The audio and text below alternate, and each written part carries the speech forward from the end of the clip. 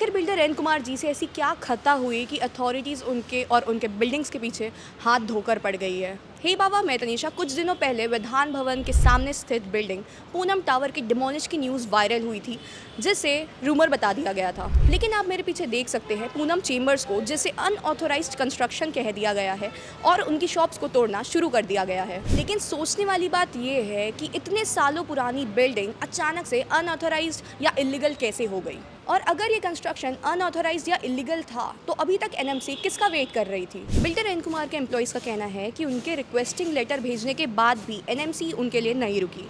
उनका कहना है कि 2:30 बजे ऑर्डर पास होने वाला था और अगर उसमें तोड़ना कहते हैं तो वो खुद भी तोड़ने के लिए तैयार है, पर समय के पहले ही एनएमसी ने एक्शन ले लिया और शॉप्स को तोड़ दिया। आइए जानते हैं पूनम चेंबर के शॉप्स के अचानक डिमोलिश हो जाने पर लोगों का क्या कहना है। आपका परिचय? मैं अमित बंसोड़, सामाजिक कार्यकर्ता। अचानक से ये जो पूनम चेंबर्स के डिमोलिशन की न्यूज़ आ रही है, उसमें आपका क्या कहना है? देखिए, ये ऐसा तो होना नहीं चाहिए था अचानक से। कहीं ना कहीं बहुत पुरानी ये पूनम चेंबर्स है, मतलब नागपुर शहर का एकदम नामी यह एरिया है। और नागपुर में इस प्रकार का मतलब पूनम चेंबर्स जो है, ये इस प्रकार की जो कंसेप्ट है मॉल वाली, ये नागपुर शहर की सबसे पहली कंसेप्ट है। और कहीं ना कहीं ये इस एरिया की नहीं तो नागपुर शहर की ये शान है पूनम चेंबर्स।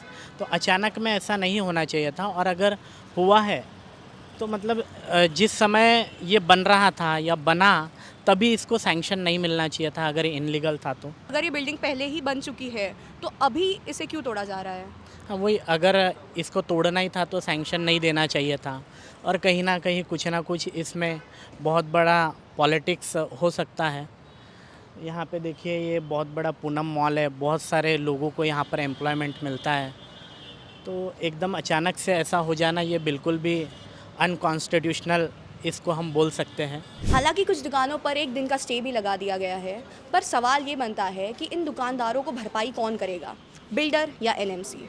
इस विषय में और अपडेट्स पाने के लिए फॉलो करिए तनीषा को ओनली ऑन हे बाबा।